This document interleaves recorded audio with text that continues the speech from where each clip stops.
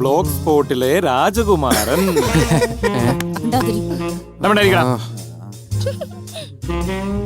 ബ്ലോഗുകളിൽ നാം സാധാരണ വായിക്കാറുള്ളതിൽ നിന്നും ഏറെ വ്യത്യസ്തമാണ് ആനന്ദ് ശശിധരൻ എന്ന യുവമിഥുനം എഴുതുന്ന ബ്ലോഗ്.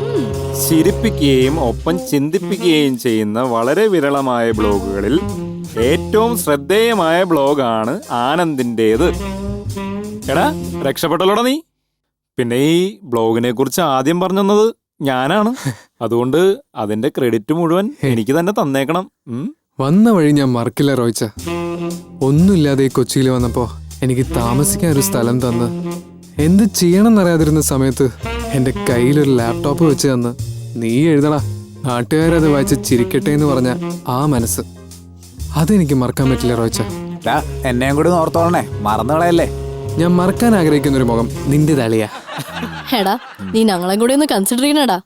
നിങ്ങളങ്ങനെ പരിഗണിക്കാതിരിക്കാൻ പറ്റുമോ? അതെന്തേ? അതൊക്കെ ഉണ്ട്. റോയിച്ച ബാക്കി വായി, നല്ല രസമുണ്ട്.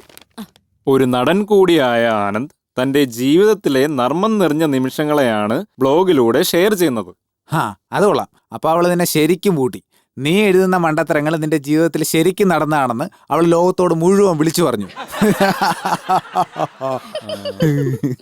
അത് സാരമില്ലടാ, എന്നായാലും ഇതൊക്കെ എല്ലാവരും അറിയണ്ടല്ലോ. പിന്നെ ഇച്ചിരി നേരത്തെ എന്നുള്ളൂ, അതിനിപ്പോ എന്താ? അത് ശരിയാ. ഇനി നിനക്ക് ധൈര്യമായിട്ട് ചാൻസ് ചോദിക്കാം. കറക്റ്റ്. മണ്ടന്മാർക്ക് ഇപ്പൊ നല്ല സ്കോപ്പാ. അതൊക്കെ ശരിയാ. എന്ത് കാണിച്ചാലും മാഗസിനിൽ ഒരാളെ കുറിച്ച് ഇത്ര എഴുതി വരിക എന്ന് പറഞ്ഞു കഴിഞ്ഞാൽ അതൊക്കെ ഒരു ഭാഗ്യം തന്നെ. ഓക്കെ, എന്നാലും ഇങ്ങനെ ഉണ്ടൊരു എഴുത്ത്. ഇനി ഇതുകൂടി കേട്ടോ. സിനിമയിലെത്താൻ യാതൊരുവിധ അർഹതയുമില്ലാത്ത ഒരു കൂട്ടം ആളുകൾ സിനിമയിൽ കാട്ടിക്കൂട്ടി വെക്കുന്നത് നമുക്ക് കാണാതെ ഇരിക്കാം. എന്നാൽ ഇവർ സ്വയം അറേഞ്ച് ചെയ്യുന്ന ഇന്റർവ്യൂവും മാഗസീനിൽ സ്വയം വിവരിക്കുന്ന ചരിത്രവും പ്രേക്ഷകരുടെ ക്ഷമയെ പരീക്ഷിക്കുന്ന ഒരു പ്രധാന പ്രശ്നമാണ്.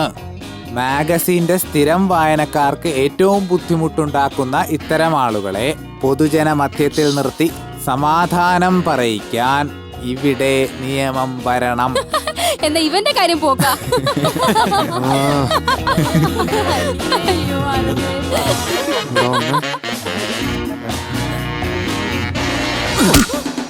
എനിക്ക് നഷ്ടാണ്, എന്നാലും ഇരിക്കട്ടെ. 5